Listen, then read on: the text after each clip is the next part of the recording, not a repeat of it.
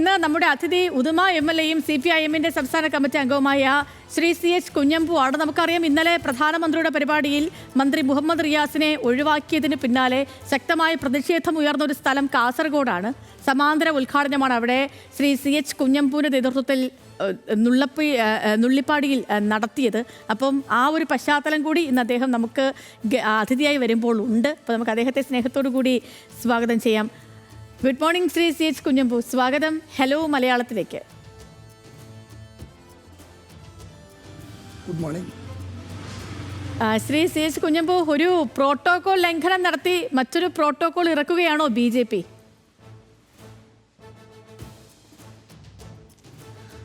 അല്ല, ഇന്നലെ ചെയ്തത് പ്രോട്ടോകോൾ ലംഘനമുണ്ട്, നമ്മുടെ ജനാധിപത്യ മര്യാദയുടെ ലംഘനമുണ്ട്. സാധാരണഗതിയിൽ കേന്ദ്ര സംസ്ഥാന ഗവൺമെൻറ്റുകൾ തുടർന്ന് വരുന്ന ഒരു സമീപനത്തിൽ നിന്ന് വ്യത്യസ്തമായി തികച്ചും ധിക്കാരപരമായ ഒരു നിലപാടാണ് ഇതിലെടുത്തത്. കേരളത്തിലെ നാഷണൽ ഹൈവേ എന്ന് പറയുന്നത് കേന്ദ്ര പദ്ധതിയാണെങ്കിലും അത് നടപ്പിലാക്കിയത് സംസ്ഥാന ഗവൺമെൻറ്റാണ്. ഭൂമി ഏറ്റെടുക്കൽ, അതിനുശേഷം റോഡ് നിർമ്മാണവുമായി ബന്ധപ്പെട്ട് എല്ലാ പ്രതിബന്ധങ്ങളെയും പരിഹരിച്ചത് കഴിഞ്ഞ 10 കൊല്ലക്കാലമായി അതിനുവേണ്ടി ഏറ്റവും ശക്തമായി നിലകൊണ്ടത് പിണറായി സർക്കാരാണ് എന്ന് എല്ലാവർക്കും അറിയാം. എന്നിട്ട് അതിന് നമ്മുടെ കേരളത്തിലെ പൊതുമരാമത്ത് വകുപ്പും അക്കാര്യത്തിൽ നല്ല പ്രവർത്തനമാണ് നടത്തിയത്. അതിന് പൊതുമരാമത്ത് മന്ത്രിയെ ഒഴിവാക്കിയെന്നത് എന്ത് ന്യായമാണ് അവർക്ക് കേന്ദ്ര ഗവൺമെൻറ് പറയാനുള്ളത്? അതിൽ പ്രോട്ടോകോൾ ലംഘനമുണ്ട്, മര്യാദാ ലംഘനമുണ്ട്. അതൊന്നും ഒരിക്കലും അംഗീകരിക്കാൻ പറ്റില്ല. അതാണ് കേരളം ഇന്നലെ ശക്തമായി പ്രതിഷേധിച്ചത്. അതുതന്നെയാണ് ഞങ്ങൾ ഇന്നലെ ഒന്നാമത്തെ റീച്ച് തലപ്പാടി ടു ചെങ്കള പൂർത്തിയായിട്ട് 1 വർഷത്തോളമായി. പക്ഷേ ഇന്ന് ഉദ്ഘാടനം വളരെ പെട്ടെന്ന് ഉണ്ടാകുമെന്ന് ഞങ്ങൾ കരുതി. പ്രധാനമന്ത്രി വരുമെന്നാണ് ഞങ്ങൾ കരുതിയത്. എല്ലാവരെയും പങ്കെടുപ്പിച്ച് വലിയൊരു ചടങ്ങ് കാസർഗോഡ് നടക്കുമെന്നായിരുന്നു. പക്ഷേ ഇന്നലെ പൊടുന്നനെ ഉദ്ഘാടനം പറയുന്നു, അത് കൊച്ചിയിൽ വെച്ച് അവരെ ഉദ്ഘാടനം ചെയ്യുന്നു, അതിൽ വകുപ്പ് മന്ത്രിയെ ബോധപൂർവം ഒഴിവാക്കുന്നു. അങ്ങനെ ഒരു സാഹചര്യത്തിൽ നമുക്കത് സഹകരിക്കാൻ പറ്റില്ല എന്ന് സംസ്ഥാന ഗവൺമെൻറ് തന്നെ പ്രഖ്യാപിച്ച സാഹചര്യത്തിൽ ഞങ്ങൾ ഇന്നലെ അതിൻ്റെ ഉദ്ഘാടനം അതിഗംഭീരമായി കാസർഗോഡ് നുള്ളിപ്പാടിയിൽ വെച്ച് നടത്തി.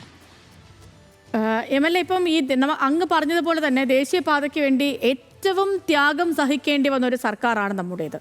ഈ അവഗണന എങ്ങനെ ജനങ്ങൾക്കിടയിൽ ഈ തിരഞ്ഞെടുപ്പിൽ ചർച്ചയാക്കാനാണ് CPIM-ന്റെ തീരുമാനം?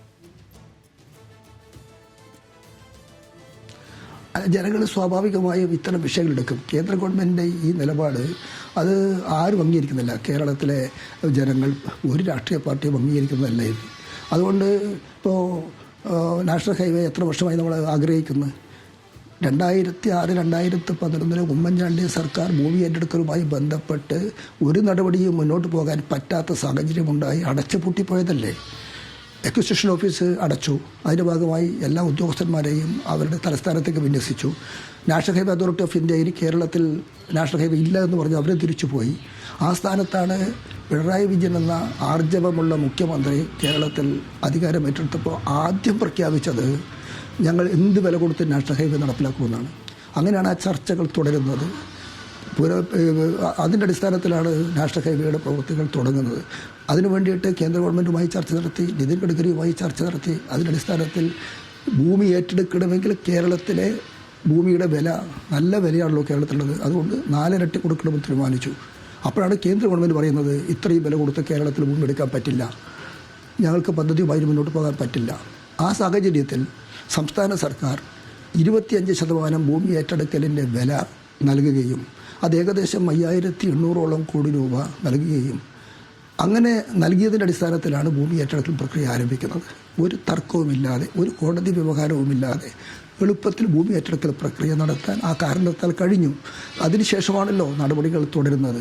അങ്ങനെ സംസ്ഥാന സർക്കാർ ഇത്ര ശക്തമായി ഇടപെട്ട് എല്ലാ കാര്യങ്ങളും സംസ്ഥാന സർക്കാർ മേൽനോട്ടം വഹിച്ച് നടത്തിയ ഒരു പദ്ധതി ഉദ്ഘാടനത്തിന് സംസ്ഥാന സർക്കാരിനെ, പ്രത്യേകിച്ച് വകുപ്പ് മന്ത്രിയെ ഒഴിവാക്കിയതിൽ എന്ത് ന്യായീകരണമാണ് കേന്ദ്ര ഗവൺമെൻറ് പറയാനുള്ളത്? അത് തികച്ചും ജനാധിപത്യ വിരുദ്ധമാണ്. അതൊരിക്കലും കേരളം അംഗീകരിക്കില്ല.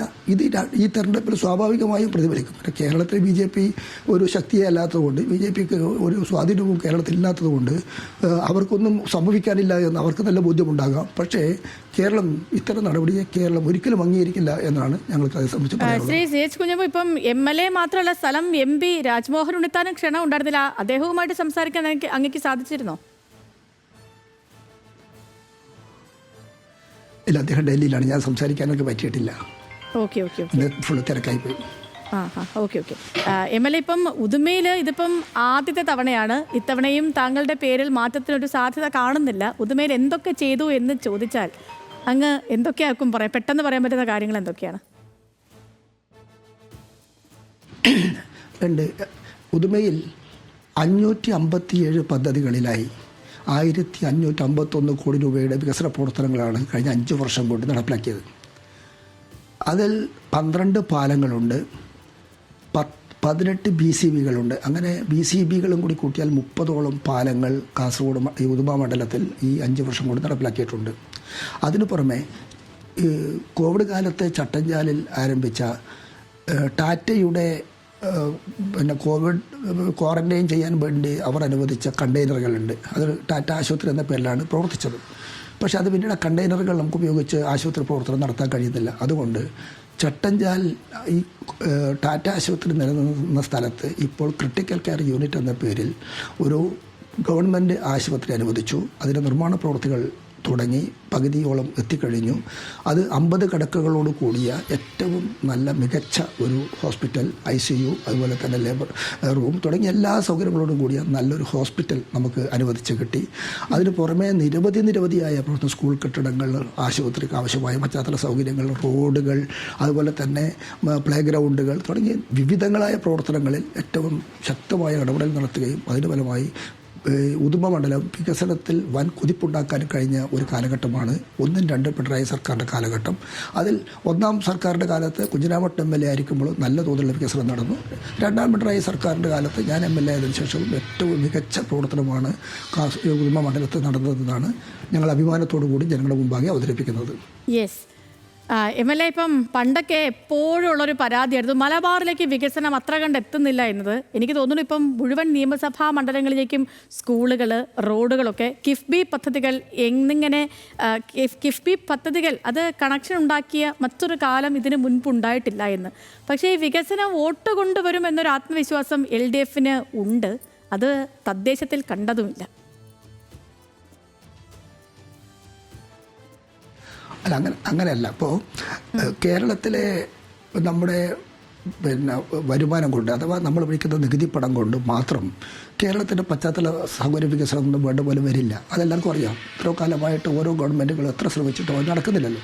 ആ പശ്ചാത്തലത്തിലാണ് കിഫ്ബി എന്ന് പറയുന്ന നിയമത്തെ ഒന്നും കൂടി ആവശ്യമായ ഭേദഗതികൾ വരുത്തി അതിനെ ശക്തിപ്പെടുത്തി ബഡ്ജറ്റിന് വെളിയിൽ ധനമാർഗം കണ്ടെത്തി ആ ധനം പൂർണ്ണമായും കേരളത്തിൻ്റെ പശ്ചാത്തല വികസനത്തിന് ഉപയോഗിക്കാൻ വേണ്ടി തീരുമാനിച്ചത്. അങ്ങനെയാണ് കിഫ്ബി 50,000 കോടി ലക്ഷ്യമിട്ട് 1,10,000 കോടി രൂപ വന്നപ്പോൾ അത് വ്യത്യസ്ത മേഖലകളിലെ വികസനത്തിനാണത് വിന്യസിപ്പിച്ചത്.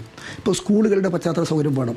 ഒറ്റ ഉത്തരവാണ്. 1000 വരെ കുട്ടികൾ പഠിക്കുന്ന സ്കൂളിന് 1 കോടി, 1000-ന് മുകളിൽ കുട്ടികൾ പഠിക്കുന്ന സ്കൂളിന് 3 കോടി, MLA നിർദ്ദേശിക്കുന്ന ഒരു സ്കൂളിന് 5 കോടി. ഈ പദ്ധതി വന്നപ്പോൾ എല്ലാ സ്കൂളുകളിലും ഹൈടെക്കായി മാറി. അതുപോലെ തന്നെ ആശുപത്രികൾ, താലൂക്ക് ആശുപത്രി, അതുപോലെ തന്നെ ജനറൽ ആശുപത്രി, ജില്ലാ ആശുപത്രി, മെഡിക്കൽ കോളേജ് തുടങ്ങിയവർക്ക് ആവശ്യമായ ഫണ്ട് ഈ കിഫ്ബി വഴി നൽകാൻ കഴിഞ്ഞു. നമ്മുടെ റോഡുകളെല്ലാം ഇന്ന് കേരളത്തിലെ എല്ലാ റോഡുകളും ഇത്ര മനോഹരമാകാനുള്ള കാരണം കിഫ്ബി ഫണ്ടാണ്. 150 പാലങ്ങളിലോളം ഇപ്പോൾ തന്നെ കേരളത്തിൽ കിഫ്ബി ഫണ്ട് ഉപയോഗിച്ച് നടപ്പിലാക്കിയിട്ടുണ്ട്. സാംസ്കാരിക നിലയങ്ങൾ, പ്ലേ ഗ്രൗണ്ടുകൾ, സ്റ്റേഡിയങ്ങൾ എന്നുവേണ്ട കിഫ്ബി എന്ന പദ്ധതിയിലൂടെ നമ്മുടെ കേരള സംസ്ഥാനത്ത് വന്നിരിക്കുന്നത് അതിവിപുലമായ വികസന പ്രവർത്തനങ്ങളാണ്. അതിൻ്റെ സ്വാഭാവികമായ പ്രതിഫലം മുൻകാലങ്ങളിൽ പിന്നോക്കം നിന്ന കാസർഗോഡ് അഥവാ മലബാർ മേഖലയിലേക്കും അത് നല്ല തോതിൽ വന്നിട്ടുണ്ട്. കാസർഗോഡ് മുൻകാലങ്ങളിൽ വലിയ ആക്ഷേപം വന്നത് കാസർഗോഡ് വികസനങ്ങളില്ല, അത് ശരിയുമായിരുന്നു. കാസർഗോഡ് വികസന പ്രവർത്തനങ്ങൾ എത്താറില്ലായിരുന്നു. പക്ഷേ LDF സർക്കാർ അധികാരത്തിൽ വന്നതിന് ശേഷം എല്ലാ സമതുലിതമായ വികസനമാണ് എല്ലാ സ്ഥലത്തും വന്നത്. മലബാർ മേഖലയിൽ ഒരു ആക്ഷേപവുമില്ല. നല്ല വികസന പ്രവർത്തനങ്ങൾ മലബാർ മേഖലയിലും വന്നു. അതുകൊണ്ട് കാസർഗോഡ് ജില്ലയ്ക്ക് കഴിഞ്ഞ 10 കൊല്ലം സുവർണ കാലമായിരുന്നു. വികസനത്തിൻ്റെ വിപ്ലവമാണ് ഇവിടെ നടന്നത്. നാട്ടുകാർക്ക് ആർക്കും ഒരു ആക്ഷേപവുമില്ല. വികസനമില്ല എന്നോ ഭരണവിരുദ്ധ വികാരമോ എന്തും ഞങ്ങൾക്ക് കിട്ടിയിട്ടില്ല എന്ന ആക്ഷേപമോ ഒരു സ്ഥലത്തുമില്ല. ഞങ്ങളുടെ മണ്ഡലത്തിലൊക്കെ എല്ലാവരും പറയുന്നത് വികസനം ഒന്നാം തരമാണ് എന്നാണ്. പക്ഷേ പിന്നെ വോട്ട് കിട്ടില്ല. വികസനത്തിന് വോട്ടില്ല എന്നൊന്നും ഞങ്ങൾ പറയുന്നില്ല. വികസനത്തിന് നല്ല വോട്ടുണ്ട്. ഈ വികസനം നടന്ന നാട്ടിലെ ജനങ്ങളെല്ലാം LDFിനൊപ്പം നിൽക്കും. LDFിന് അനുകൂലമായി വോട്ട് രേഖപ്പെടുത്തും. നല്ല തോതിൽ LDFിനെ വിജയിപ്പിക്കാൻ വേണ്ടി ജനങ്ങൾ ഒപ്പം നിൽക്കുമെന്ന പൂർണ്ണ വിശ്വാസം, ശുഭാപ്തി വിശ്വാസം ഞങ്ങൾക്കുണ്ട്. അതോടൊപ്പം തന്നെ നമ്മുടെ നാടിൻ്റെ വികസനം ആഗ്രഹിക്കുന്നതോടൊപ്പം തന്നെ രാഷ്ട്രീയവും ഒരു പ്രധാന ഘടകമാണ്. നമ്മുടെ ജനാധിപത്യം നിലനിൽക്കാൻ, മതനിരപേക്ഷത നിലനിൽക്കാൻ, ഫെഡറൽ സംവിധാനം നിലനിൽക്കാനൊക്കെ ആഗ്രഹിക്കുന്ന ജനങ്ങൾ സ്വാഭാവികമായും LDFിന് അനുകൂലമായി മാത്രമേ നിൽക്കൂ. ഞാൻ ഒരു കാര്യം കൂടി ചോദിച്ച് അവസാനിപ്പിക്കാം. MLA ഇപ്പം കാസർഗോഡ് ജില്ലയിൽ നിന്നുള്ള ജനപ്രതിനിധിയാണ്. ഇത്തവണ BJP ഏറ്റവും പ്രതീക്ഷ വയ്ക്കുന്ന അവരുടെ A ക്ലാസ് മണ്ഡലങ്ങളിൽ ഒന്നുകൂടിയാണ്. അപ്പം താങ്കൾ തന്നെ മുൻപ് MLA ആയിരുന്ന മഞ്ചേശ്വരത്ത് 3 നിയമസഭാ തെരഞ്ഞെടുപ്പിൽ ചെറിയ വോട്ടുകൾക്ക് പരാജയപ്പെട്ട K സുരേന്ദ്രൻ ഇത്തവണ താമര വിരിയിക്കുമെന്ന് ഉറപ്പിച്ചാണ് പ്രവർത്തനം. CPIM ആകട്ടെ നിർത്താൻ ഉദ്ദേശിക്കുന്ന സ്ഥാനാർത്ഥിക്കെതിരെ DYFI നേതാക്കൾ തന്നെ പരസ്യ പ്രതികരണം നടത്തുന്ന ഒരു അവസ്ഥയുമുണ്ട്. അപ്പം ഇത്തവണ എന്താണ് കാസർഗോഡ് മഞ്ചേശ്വരം മണ്ഡലങ്ങളിലെ ഇടതു പ്രതീക്ഷ, ശ്രീ CH കുഞ്ഞമ്പു? കാസർഗോഡ് ജില്ലയിൽ 5 മണ്ഡലങ്ങളാണുള്ളത്. ഇത്തവണ ഏറ്റവും അനുകൂലമായ സാഹചര്യമാണ് കാസർഗോഡുള്ളത്. മഞ്ചേശ്വരം ഉൾപ്പെടെ ഇത്തവണ LDF വിജയിക്കും. മഞ്ചേശ്വരത്ത് ഞങ്ങൾ സ്ഥാനാർത്ഥിയൊന്നും പ്രഖ്യാപിച്ചിട്ടില്ല. ഞങ്ങൾ ചില സ്ഥാനാർത്ഥികളെക്കുറിച്ച് ആലോചിച്ചിട്ടുണ്ട്. സ്ഥാനാർത്ഥി പ്രഖ്യാപനം 2 ദിവസം കൊണ്ട് വരാൻ പോവുകയാണ്. ഇന്നിപ്പോൾ DYFIക്കാരൊക്കെ പറഞ്ഞ് തെറ്റായ വാർത്തകൾ പ്രചരിക്കുകയാണ്. അങ്ങനൊരു സംഭവം ഉണ്ടായിട്ടില്ല. ഏറ്റവും ശക്തമായി ഇടതുപക്ഷ ജനാധിപത്യ മുന്നണിയെ വിജയിപ്പിക്കാൻ വേണ്ടിയുള്ള പ്രവർത്തനങ്ങൾ ജില്ലയിലെ 5 മണ്ഡലങ്ങളിൽ നടക്കുന്നുണ്ട്. എനിക്ക് തോന്നുന്നത് മഞ്ചേശ്വരത്ത് 2006 ഞാൻ ജയിച്ചത്. അന്നുണ്ടായിരുന്നൊരു സാഹചര്യമുണ്ട്. അതിൽ നിന്ന് ഒട്ടും വ്യത്യസ്തമല്ല ഇന്ന്. LDFിന് അനുകൂലമായ നല്ലൊരു തരംഗം മഞ്ചേശ്വരത്ത് ഉൾപ്പെടെ ഉണ്ട്. അങ്ങനെ വന്നാൽ മഞ്ചേശ്വരം LDF ജയിക്കും. കാസർഗോഡാണ് പൊതുവെ LDF ദുർബലമായിട്ടുള്ളത്. പക്ഷേ കാസർഗോഡ് ഞങ്ങൾ ശക്തനായ സ്ഥാനാർത്ഥിയെ ഇറക്കി അവിടെയും വിജയിക്കാൻ ആവശ്യമായ പ്രവർത്തനം നടത്തും. ഒരുപക്ഷേ കാസർഗോഡ് ജില്ലയിലെ 5 സീറ്റും LDFിന് വരാനിരിക്കുന്ന ഒരു ഘട്ടമാണ്. UDF വിചാരിച്ചതുപോലെ അവരെന്തോ അങ്ങനെ വല്ലാണ്ട് UDFിനെ ജയിപ്പിച്ച് കളയും, 100 സീറ്റങ്ങ് വാരിക്കോരി കൂട്ടാം എന്നൊക്കെ അവർ കരുതിയിട്ടുണ്ടെങ്കിൽ അതൊന്നും നടക്കാൻ പോകുന്ന കാര്യമല്ല. സർവേകളെല്ലാം വന്നു. ഓരോ സർവേ വന്നപ്പോഴും കാസർഗോഡ് ജില്ല LDFിനൊപ്പമാണ് എന്ന് ഓരോ സർവേയിലും വന്നിട്ടുണ്ട്. അതോടൊപ്പം തന്നെ ഒരു ഭരണത്തിനെതിരായ ഒരു വികാരവും ഇവിടെയില്ല. ഏതെങ്കിലും മന്ത്രിമാർക്കെതിരായിട്ടുള്ള വികാരമില്ല, MLAമാർക്കെതിരായിട്ടുള്ള വികാരമില്ല. പൊതുവായിട്ട് ജനങ്ങൾ LDFിനെ തന്നെയാണ് ആഗ്രഹിക്കുന്നത്, ഇഷ്ടപ്പെടുന്നത്. അതുകൊണ്ട് ഈ തെരഞ്ഞെടുപ്പിൽ കാസർഗോട്ടെ 5 മണ്ഡലങ്ങളിലും LDF തകർപ്പൻ വിജയം കരസ്ഥമാക്കും. ഓക്കെ, വളരെയധികം നന്ദി MLA ഞങ്ങൾക്കൊപ്പം ഇത്രയും സമയം ചെലവഴിച്ചതിന്. അങ്ങേക്ക് നല്ലൊരു ദിവസം കൂടി ആശംസിക്കാൻ, ഒപ്പം എല്ലാവിധ വിജയാശംസകൾ കൂടി അഡ്വാൻസ് ആയിട്ട് നേരുന്നു. Okay, thank you very much. Okay MLA, ശരി.